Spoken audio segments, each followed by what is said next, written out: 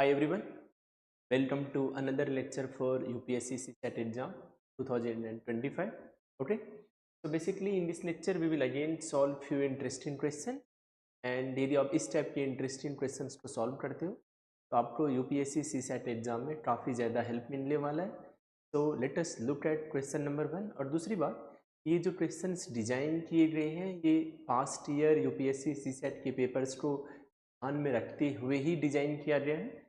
So let us look at question number 1. क्या दिया हुआ है? In a certain city 30% of all families read exactly 2 newspapers.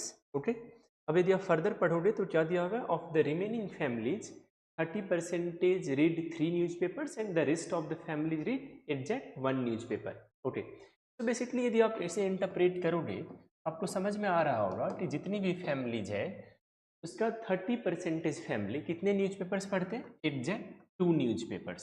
Okay, of the remaining families means 30% के अलावा जो remaining है जो क्या है 70% है, उस 70% का 30% मीन्स रिमेनिंग फैमिलीज का 30% पीपल एग्जैक्ट 3 न्यूज़पेपर पढ़ता है. तो 70% रिमेनिंग है उसका 30% मीन्स क्या 21% मीन्स 21% पीपल कितने न्यूज़पेपर पढ़ते हैं?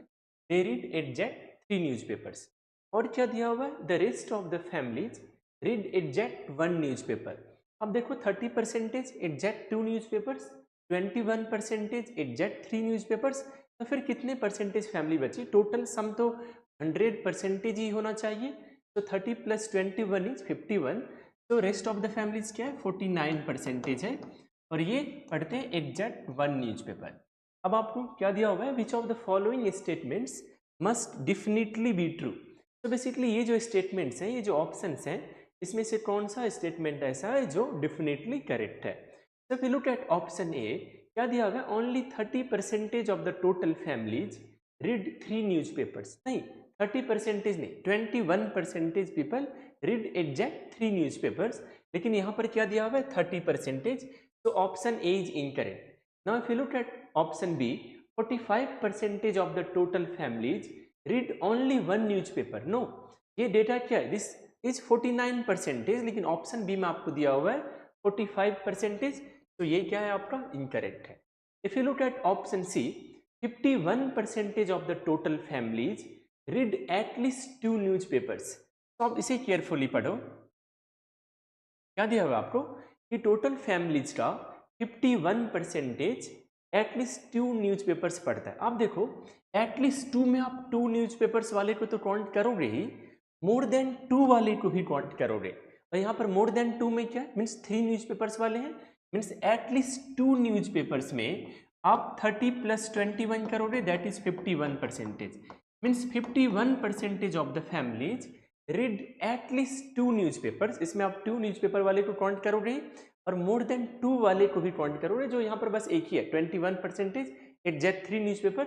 Means 51% of the total families read at least 2 newspapers. तो ऑप्शन सी इज करेक्ट. अब यदि वैसे तो अब आपको ऑप्शन डी नहीं देखना चाहिए, बट फिर भी यदि आप वेरीफाई करना चाहते हो you can look at option D. Option D में क्या दिया हुआ है? 85% of the total families read at least 1 newspaper. अब देखो एटलीस्ट 1 न्यूज़पेपर में तो 100% आ जाता है, क्योंकि जब आप एटलीस्ट 1 न्यूज़पेपर के बारे में सोचते हो मीन्स आप 1 न्यूज़पेपर एग्जैक्ट 1 न्यूज़पेपर के बारे में तो सोचोगे ही, 1 से ज़्यादा वाले के बारे में भी सोचोगे जो 2 न्यूज़पेपर पढ़ते हैं. सिमिलरली आप 3 न्यूज़पेपर वाले के बारे में भी सोचोगे. अब देखो ये डेटा क्या है? दिस इज 49 + 21 + 30 मीन्स क्या 100%. मीन्स सारे फैमिली एटलीस्ट 1 न्यूज़पेपर तो पढ़ते ही है. तो यहाँ पर यदि 100% होता तो ऑप्शन डी आपका करेक्ट होता, लेकिन यहाँ पर 85% दिया हुआ है, तो option D is incorrect. And you can expect this kind of questions even on the D day. और परसेंटेज टॉपिक काफ़ी ज़्यादा इंपॉर्टेंट है वैसे भी क्वांट एरिथमेटिक के लिए, और यूपीएससी सीसेट में तो बहुत सारे क्वेश्चंस में आपको परसेंटेज के बेसिक कॉन्सेप्ट्स का यूज करना पड़ेगा. So you need to be good at percentage. Now let us look at question number 2.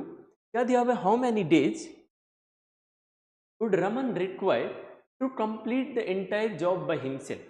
Okay, तो बेसिकली आपका ये क्वेश्चन किससे रिलेटेड है? डेटा सफिशिएंसी से रिलेटेड है. आप यदि यूपीएससी सीसेट के प्रीवियस ईयर के क्वेश्चंस को देखोगे, यदि आप 2024 के भी क्वेश्चन पेपर को देखोगे तो काफ़ी सारे क्वेश्चंस डेटा सफिशिएंसी से पूछे जाते हैं और यूपीएससी सीसेट में डेटा सफिशिएंसी के क्वेश्चंस यूजुअली आसान होते हैं। सो let us look at question number 2। ये आपका डेटा सफिशिएंसी और टाइम एंड वर्क टॉपिक का कंबाइंड क्वेश्चन है। आपका अल्टीमेट एम क्या है कि रमन उस वर्क को इंडिविजुअली कितने डेज में कंप्लीट कर लेगा, that is your growth, that is your ultimate growth. If you look at statement 1, आपको क्या दिया हुआ है, Aman and Raman working together finish the job in 24 days.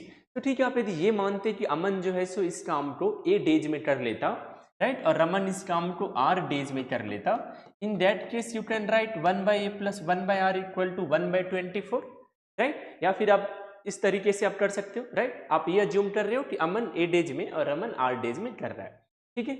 ये तो आप स्टेटमेंट 1 को आपने मैथमेटिकली रिप्रेजेंट किया है। क्या इस तरीके से आप आपने जो ये अज्यूम किया है कि रमन इस काम को आर डेज में इंडिविजुअली कंप्लीट कर लेगा, can you find the value of r by with the help of only this equation? No, you can't do that thing, right. आप नहीं कर सकते, right. So basically you can't answer this question by using statement 1 alone. Okay, let us focus on statement 2। अब देखो, आपने अमन के लिए माना है ए डेज, रमन के लिए आपने माना है आर डेज, क्यों इंडिविजुअली कर रहा है, ठीक है। या चलो इसे आप बी डेज बना दो, थोड़ा सा और सही हो जाएगा। इसे आप बी डेज मान लो कि रमन के लिए क्या है, बी डेज है, और आपका अल्टीमेट एम क्या है कि बी का वैल्यू फाइंड आउट करना। सिंपल, यहाँ पर देखो रमन है तो ये तो बी डेज ही आपने अज्यूम किया है। रीचा के लिए आप मान लो कि Richa can do the job in c days. क्या दिया हुआ है, Raman and Richa working together finish the job in 32 days. तो बेसिकली इसे आप किस वे में लिख सकते हो, you can write 1/b + 1/c = 1/32। I assume कि आपका जो है सो टाइम एंड वर्क का जो बेसिक कॉन्सेप्ट है वो एटलीस्ट आपका क्लियर होना चाहिए, क्योंकि तभी आप ये मैथमेटिकल इक्वेशन सबको आप समझ पाओगे। अब आप मेरे को बताओ, क्या सिर्फ आप इस इक्वेशन से b का वैल्यू फाइंड आउट कर सकते हो? आपका अल्टीमेट एम क्या है कि रमन कितने डेज में कर लेगा, मीन्स b का वैल्यू फाइंड आउट करना है। b का वैल्यू आप नहीं फाइंड आउट कर सकते with the help of this equation, ठीक है। जब आप स्टेटमेंट 1 से नहीं आंसर कर सकते, 2 से नहीं आंसर कर सकते, then you try to combine those statements, right, statement 1 and statement 2। Combine करने का क्या मीनिंग होता है when it comes to data sufficiency? उसका सिंपल मीनिंग होता है कि जो भी इक्वेशंस आपने रिप्रेजेंट किया है, जो भी डेटा आपके पास में प्रेजेंट है, उस सारे डेटा को आप कंबाइन करके ट्राई करते हो वैल्यू फाइंड आउट करने का। अब देखो, आपके पास 3 अननोन है, ए, बी एंड सी, लेकिन आपके पास दो ही इक्वेशन है। So basically you can't find the value of b. So even after combining both statements, you can't find that what is the value of b, means you can't determine कि रमन कितने days में individually इस job को complete कर लेगा। So the answer is even using both statements together is not sufficient. So option D is incorrect. So you should focus on solving the questions of data sufficiency, खास करके जो previous year वाले question हैं उसे भी यदि आप try करोगे तो आपका डेटा सफिशिएंसी वाला पार्ट काफी ज्यादा अच्छा हो जाएगा। Now let us look at question number 3। अब यह है कि यूपीएससी सीसेट में ब्लड रिलेशंस के क्वेश्चंस यूजुअली आते हैं, भले वो एक ही क्वेश्चन पूछा जाए बट पूछा तो जाता है ब्लड रिलेशंस के क्वेश्चंस, ठीक है। तो let us try to solve this set. क्या दिया हुआ है आपको, इन ए 3 जनरेशन फैमिली। तो जब भी आप इस टाइप के क्वेश्चंस को पढ़ते हो तो आपको इन ये छोटे छोटे जो डेटा दिए गए होते हैं इसको केयरफुली यूज करना होता है। तो बेसिकली आपको क्या दिया हुआ है, देयर आर 3 जनरेशन, ठीक है। कितने लोग हैं फैमिली में, 7 पीपल, ठीक है।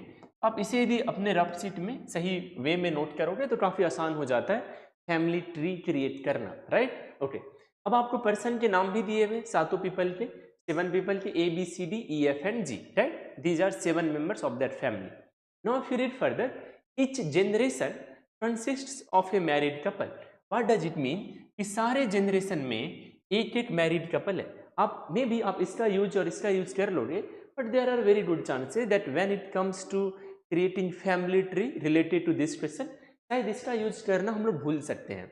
इस जनरेशन में 8 मैरिड कपल है। व्हाट डज इट मीन, किसी भी जनरेशन में 8 से ज्यादा मैरिड कपल नहीं है, means there are total 3 married couples in the family, और एक मैरिड कपल तीनों जनरेशन में, ठीक है।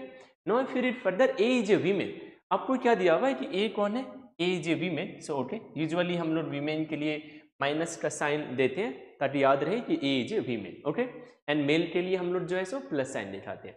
And has 2 children. So okay, A has 2 children, अब आपको क्या दिया हुआ है, B is the daughter in law of A. If B is the daughter in law of A, what does it mean? That B is a female, सबसे पहली बात, and B is married to the son of A, right? तभी तो B daughter in law हो पाएगी उसके. So basically B is a female और B किसके साथ मैरिड है? B मैरिड है A के सन के साथ, क्योंकि तभी तो B A की डॉटर इन लॉ हो पाएगी. अब आपको क्या दिया हुआ है? अब आप लॉजिकली सोचो, इस जनरेशन में एक मैरिड कपल है, यहाँ पर ए है, आपको ऑलरेडी पता चलेगा कि यहाँ पर ए भी जो है सो मैरिड है, क्योंकि आप देखोगे क्या दिया हुआ है, there are no single parents, means single parents नहीं है, तो आपको ऑलरेडी पता चल जाएगा. But let us read the next line. क्या दिया हुआ है? C is a parent which only child is F. C क्या है? C is a parent which only child is F. आपको सी का जेंडर नहीं पता है कि सी का जेंडर क्या है, ठीक है. सी का क्या है? सिंगल चाइल्ड क्या है? एफ है. और आपको क्या दिया हुआ है? F is married to G. F is married to G, ठीक है. अभी आपको एफ और जी का भी जेंडर नहीं पता है. F can be a male, F can be a female, G can be a male, G can be a female. और आपको सी का भी जेंडर नहीं पता है, लेकिन आपको पता है कि यहाँ पर सी भी there are very good chances कि वो भी किसी के साथ मैरिड होगा या होगी. Now let us read further. आपको क्या दिया हुआ है? D is unmarried. Okay, D is unmarried, ठीक है. डी क्या है? D is unmarried. There are no single parents. अब जब आप इस डेटा को केयरफुली यूज करोगे, there are no single parents, so what does it mean? In this family there is someone who is married to A and that person is alive, right. So basically ए का क्या है? ए का husband, उसके लिए आप यहाँ पर प्लस साइन दे दोगे, ठीक है. अब देखो, इस जनरेशन में एक मैरिड कपल हो चुका है, इस जनरेशन में भी एक मैरिड कपल हो चुका है, तो थर्ड जनरेशन भी होगा, राइट. थर्ड जनरेशन में भी कोई ना कोई मैरिड कपल तो होगा, राइट. अब देखो, क्या आपको पता है कि एफ और जी मैरिड कपल है. आपको ये नहीं पता है, आपको ये नहीं पता है कि ये जो एफ और जी जो है में से कौन मेल है कौन फीमेल है, बट आपको ये पता है कि एफ और जी क्या है? एक मैरिड कपल है. यदि आप एफ और जी को यदि आप इधर फिट करने की कोशिश करोगे, इन दैट केस आप यहाँ पर एक ही जनरेशन में दो दो मैरिड कपल इंश्योर करवा रहे हो. तो व्हाट डज इट मीन कि एफ और जी जो है सो मैरिड है, F and G are married couple and they are in the third generation. Okay, अब जरा आप देखो, आपको क्या दिया हुआ है? C is a parent which only child is F. What does it mean? C का सिर्फ एक ही चाइल्ड है, लेकिन यहाँ पर ए के दो चाइल्ड हैं, ये शुरुआत में ही मेंशन है. आप देखो कहाँ पर दिया हुआ है? A has two children. तो ए का जो हस्बैंड भी होगा उसके भी दो बच्चे होंगे, उस पर्सन के भी there will be two children of that person. तो व्हाट डज मीन? आप लॉजिकली सोचो कि यहाँ पर एफ तो सिंगल चाइल्ड है. एफ क्या है? एफ सिंगल चाइल्ड है सी का, राइट. सो बेसिकली यहाँ पर यदि एक मैरिड कपल ऑलरेडी है, तो यहाँ पर ए का जो भी चाइल्ड होगा वो तो अनमैरिड ही होगा, राइट. क्योंकि एक जनरेशन में एक ही मैरिड कपल हो सकता है. और आप देखो, इसे क्लियरली पता चल रहा है कि एफ जो है वो चाइल्ड है इस कपल का, राइट. क्योंकि ये पर्सन तो अनमैरिड होगा, ये तो मैरिड नहीं हो सकता, क्योंकि तब तो आप एक ही जनरेशन में दो दो मैरिड कपल आप कर रहे हो, ठीक है. अब आपको क्या दिया हुआ है? D is unmarried. तो आपको क्लियरली समझ में आना चाहिए कि डी यदि अनमैरिड है, आप देखो 2 persons to 4 persons to 6 persons, तो डी के लिए एकमात्र जगह यही बस बचता है कि डी क्या है आपका? डी अनमैरिड है. अब जरा सोचो, आप यदि सी चाइल्ड है, सॉरी सी पेरेंट है एफ का, सो व्हाट डज इट मीन कि सी क्या है? यहाँ पर सी एक मेल है and C is the father of F. Okay, so basically इस प्लेस पर कौन सा पर्सन आ जाएगा? A B C D E ही तो बस बचा हुआ है, तो E will be the father of C and D and we don't know the gender of D. Okay, अब आपको क्या आंसर करना है? आपको बताना है ई का रिलेशनशिप सी के साथ क्या है. ये तो बहुत ज्यादा आसान है आंसर करना. Once you have created the family tree, E क्या है? ई सी का फादर है. तो the correct answer is option A. आपको करना क्या? ये सब जो डेटा होता है, there are no single parents, इस डेटा को केयरफुली यूज करना होता है. Each generation consists of a married couple. आपको इस डेटा को भी बहुत ही केयरफुली यूज करना होता है, क्योंकि आपको ये सब तो याद रह जाएगा, लेकिन ये सब यूजुअली कई बार हम लोग नहीं यूज करते हैं. दैट्स वाई हम लोग कई बार ब्लड रिलेशन से क्वेश्चंस में स्टक हो जाते हैं. तो the answer is option A. Okay, now let us look at question number 4. ये भी काफी ज्यादा इंटरेस्टिंग क्वेश्चन है. तो क्या दिया हुआ है? Radha sells 1 kg of mango at ₹160 and incurs a 20% loss. If she had increased the selling price by ₹X, she would have earned a 5% profit. Which of the following ranges contains the values of x.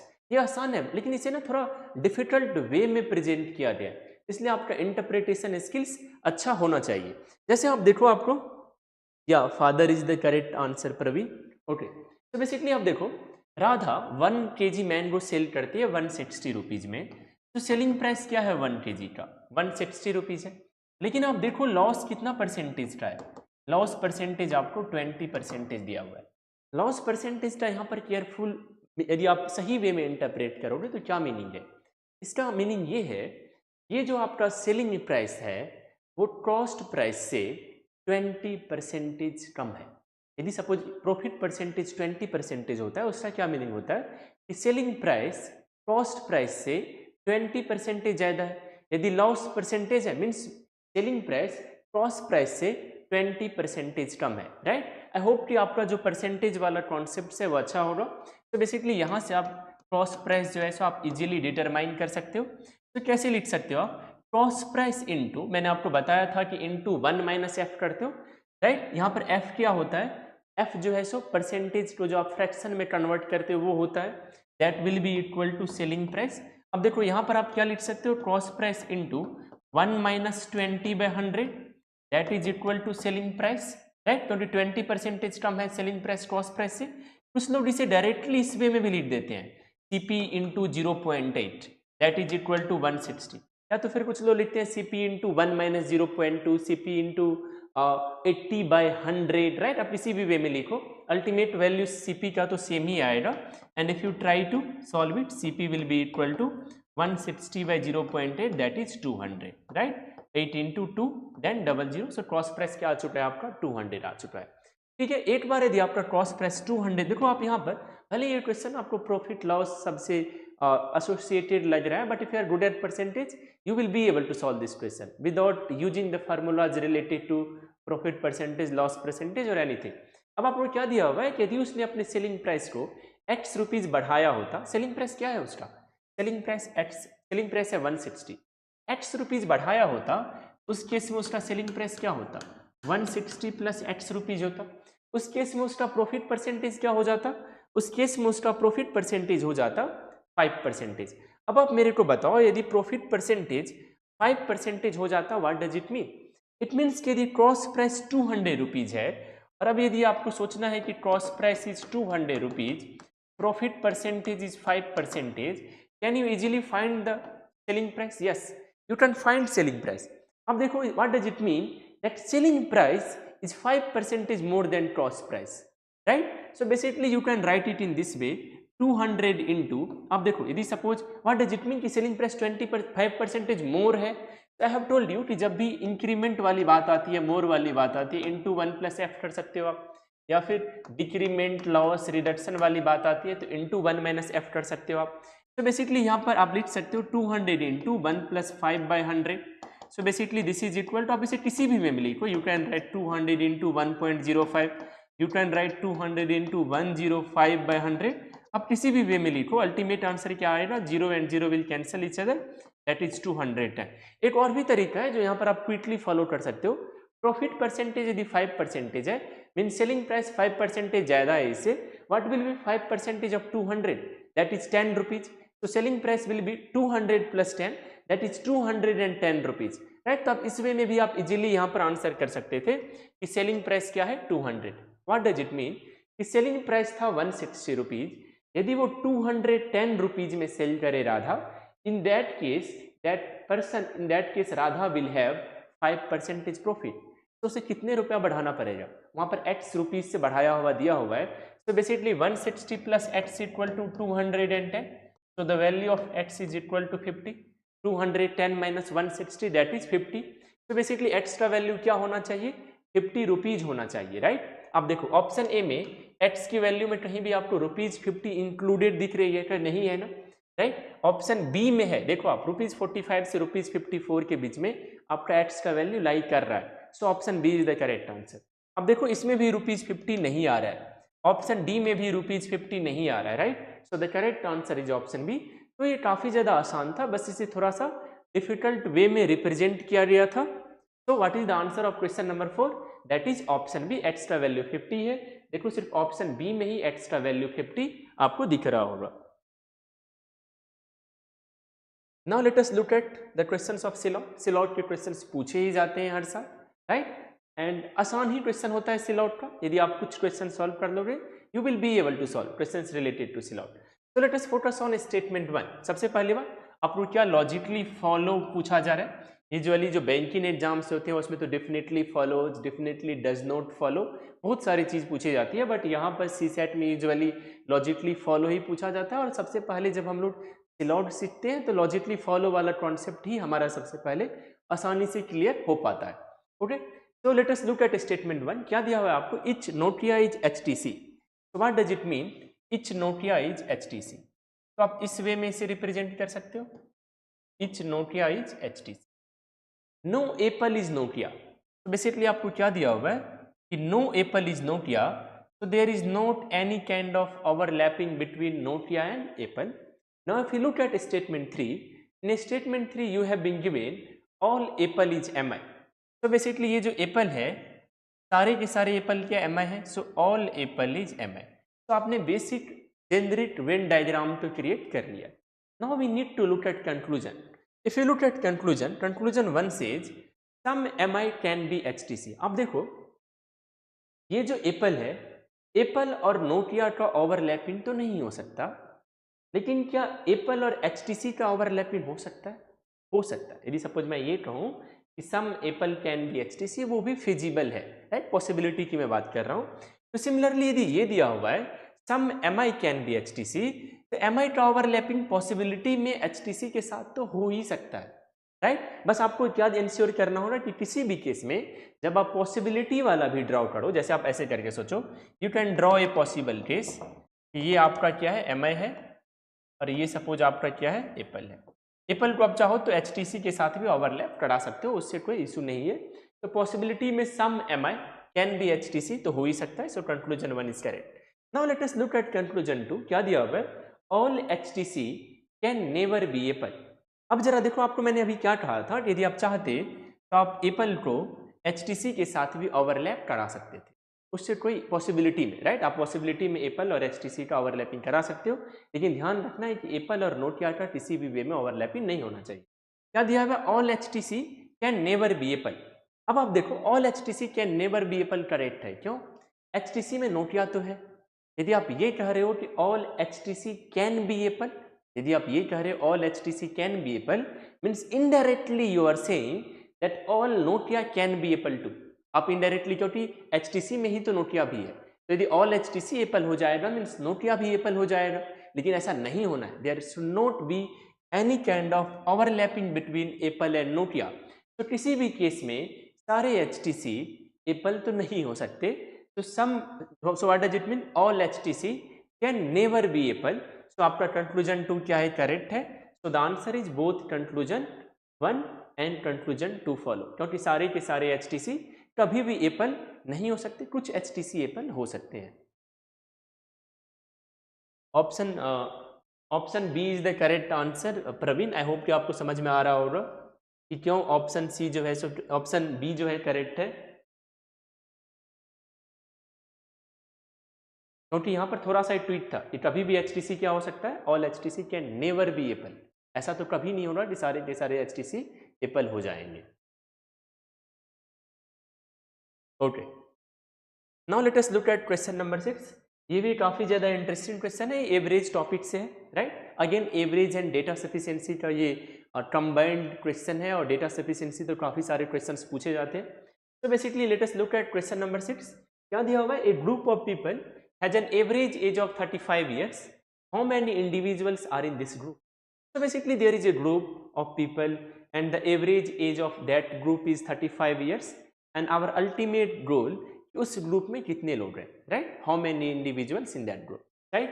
So basically you can assume that in that group x is the number of people, right? So our ultimate aim is to find the value of x. So let us look at statement 1। यदि मैं आपको ये बता दूं उस 35, मतलब वो जो ग्रुप है जिसकी एज 35 ईयर्स है, उस ग्रुप में जो ओल्डेस्ट मेंबर है उस पर्सन की एज है 50 ईयर्स, और जो यंगेस्ट है उसकी एज है 20 ईयर्स, राइट। सपोज आप यहाँ पर एज के ऑर्डर में अरेंज कर रहे हो, so this is the person who is oldest and this is the person who is youngest. तो इसकी एज है 20 ईयर्स और इसकी एज है 50 ईयर्स, राइट। और अब यदि सपोज मैं आपको बोलूँ कि ये जो सारे ग्रुप में, इस ग्रुप का एवरेज एज क्या है 35 ईयर्स। अब आप मेरे को बताओ कि what is the number of people in that group.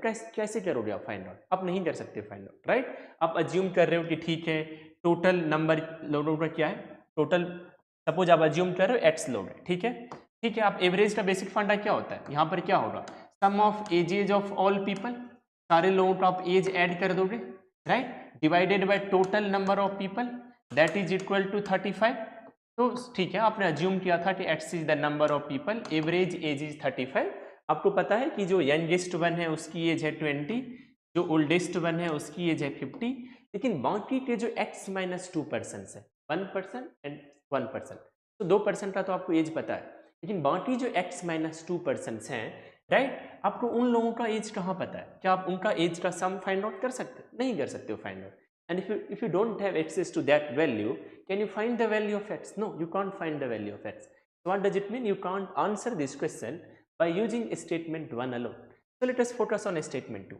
अब आपको क्या दिया हुआ है? If you remove both the oldest and the youngest members, the average age of the remaining people remain 35 years.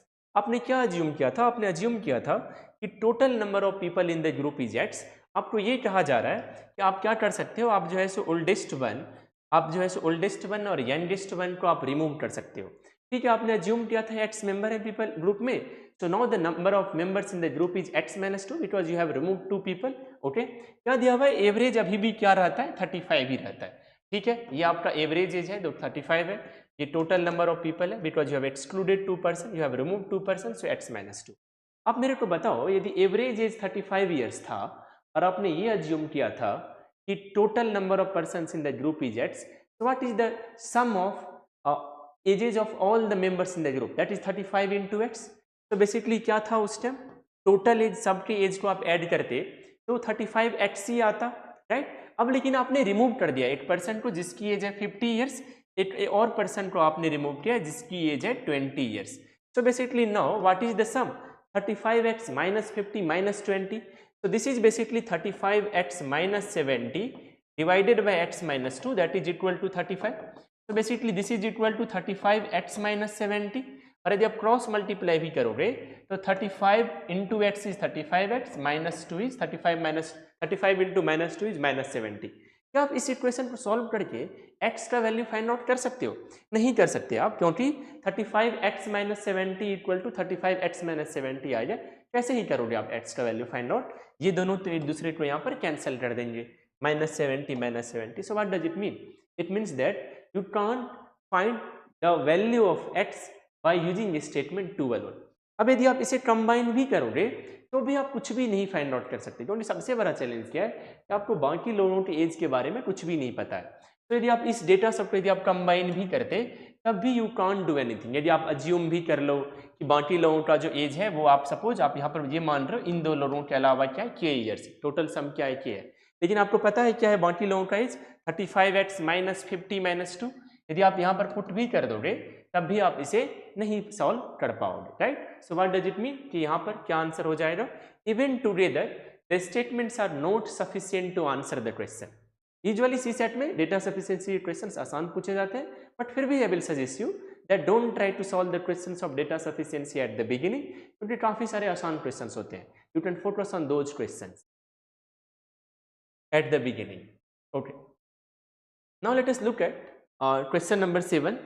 क्या दिया हुआ है? 3 students A B and C take an exam independently, their individual probabilities of passing are. तो basically यहाँ पर दिया हुआ है कि A passes with probability 0.7, B with 0.4, C with 0.60। What is the probability that exact 2 of the 3 students pass? अब यहाँ पर क्या है कि तीनों में से 2 स्टूडेंट पास होने चाहिए, उसका आपको प्रोबेबिलिटी फाइंड आउट करना है। तो 3 केस फिजिबल है, there are 3 students A B and C. एक केस में आप ये अज्यूम करोगे कि ए और बी ये दोनों पास हो रहे हैं और सी फेल हो रहा है, ठीक है, क्योंकि तीनों में से सिर्फ 2 को ही आपको पास कराना है। एक में आप ये अज्यूम करोगे कि ए और सी पास हो रहा है और बी क्या हो रहा है, फेल हो रहा है, राइट। और एक केस में आप ये अज्यूम करोगे कि बी और सी पास हो रहा है और ए क्या हो रहा है, फेल हो रहा है।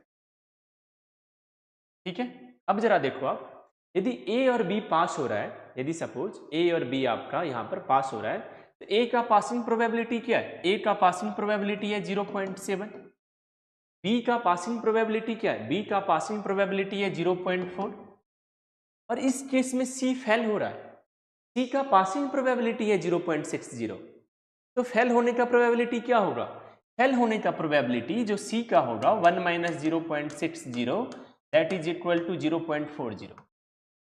तो बेसिकली सी का फेल होने का प्रोबेबिलिटी क्या है, 0.4। इसी तरीके से आप ए और बी का भी फेल होने का प्रोबेबिलिटी फाइंड आउट कर सकते हो। Now let us focus on the second case. आप यहाँ पर इसे कैलकुलेट कर सकते हो।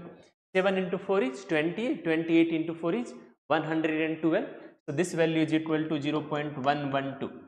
ठीक है, नाउ ए एंड सी पास, ए का पास होने का प्रोबेबिलिटी क्या है, 0.7, सी का पास होने का प्रोबेबिलिटी क्या है, 0.6, और इस केस में बी फेल हो रहा है। अब यदि बी का पास होने का प्रोबेबिलिटी 0.40 है, तो बी का फेल होने का प्रोबेबिलिटी क्या होना चाहिए, 0.6, राइट। यहाँ पर पास होना और फेल होने का प्रोबेबिलिटी दोनों का sum will be equal to 1 for any student, right.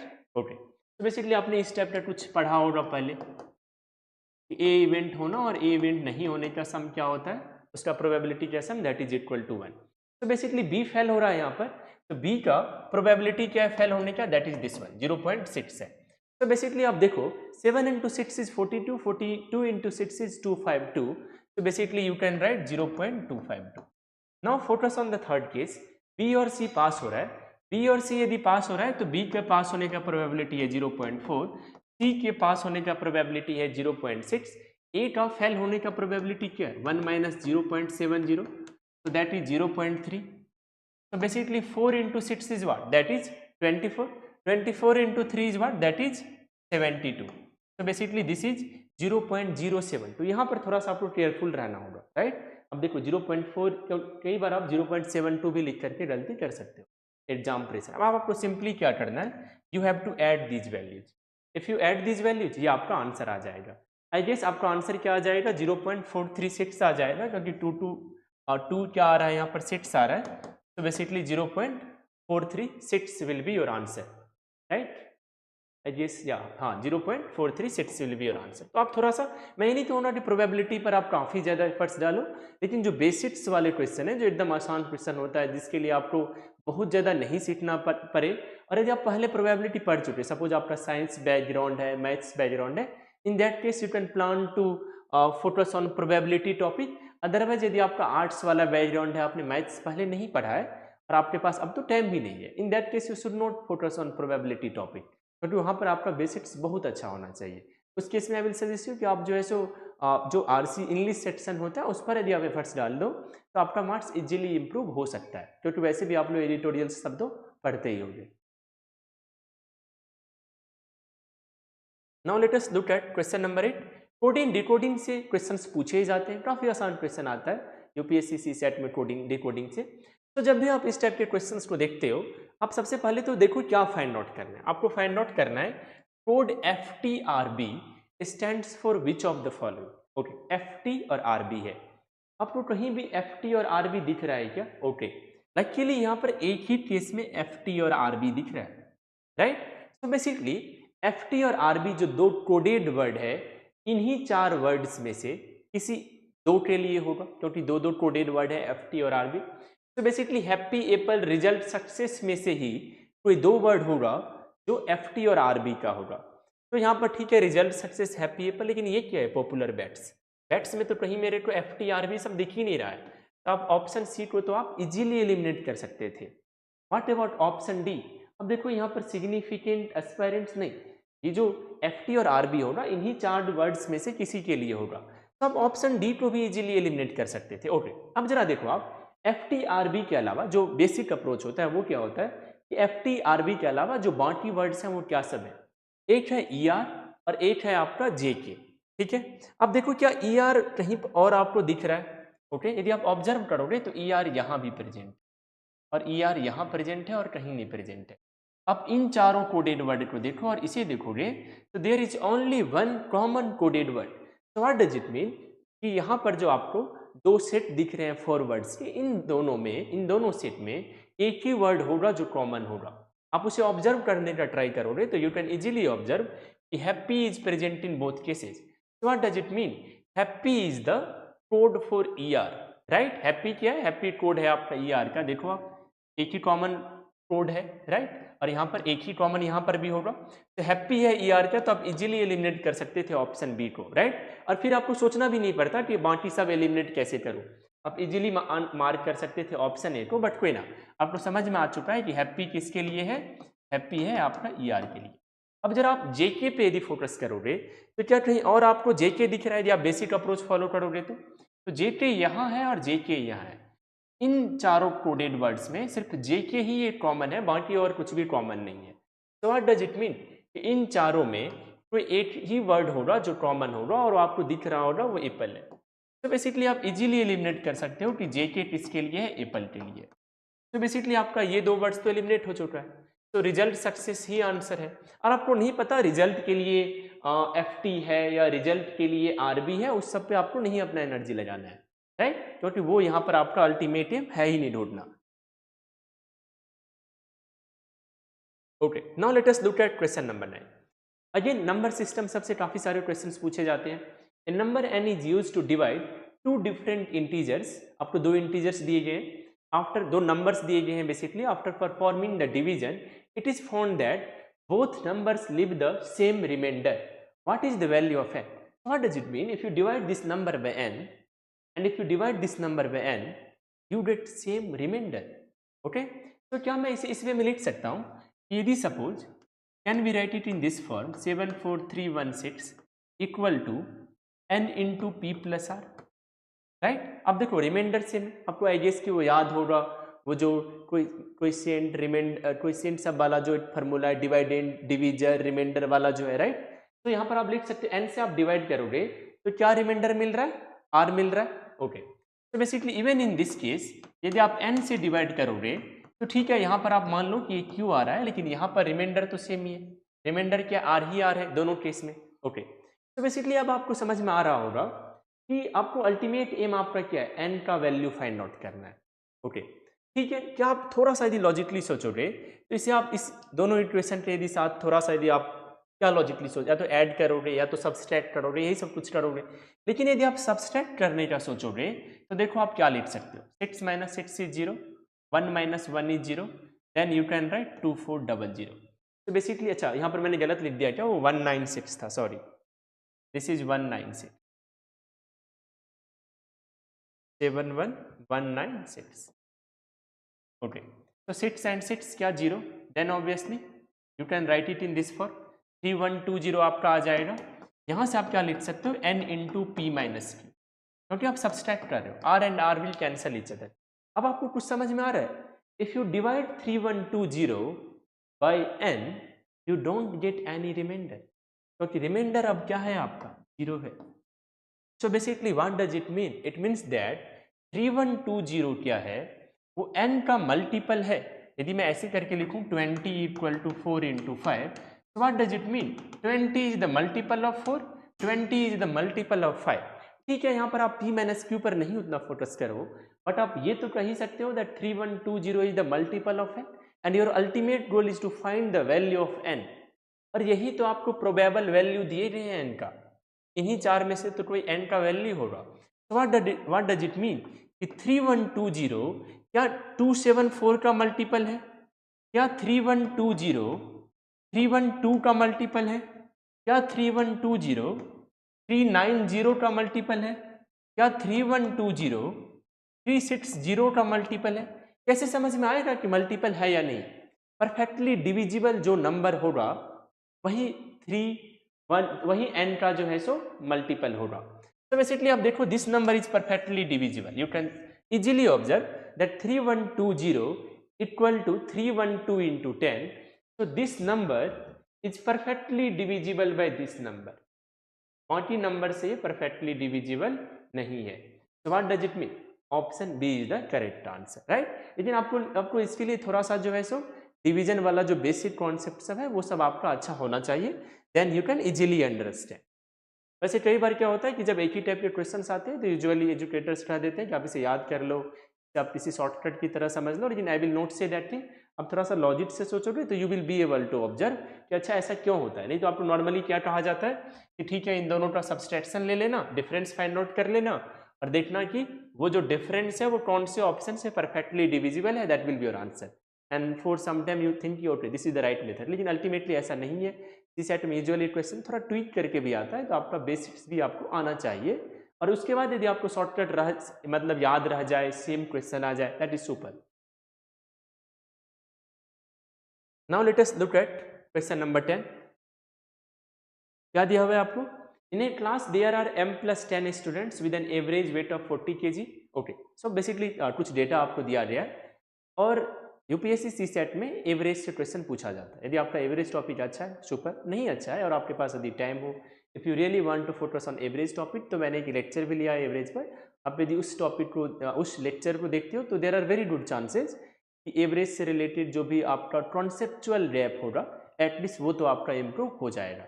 So let us look at question number 10. क्या दिया हुआ है? In a class there are m+10 students with an average weight of 40 kg. When n additional students each weighing 40 kg on average join the class, the overall average weight increases by 2 kg. I have told you in that lecture, या फिर यही normal method भी है right, कि जब भी average weight बढ़ जाए, ठीक है, एवरेज वेट कितना से बढ़ रहा है? 2 kg से बढ़ रहा है और एडिशनल स्टूडेंट्स कितने हैं?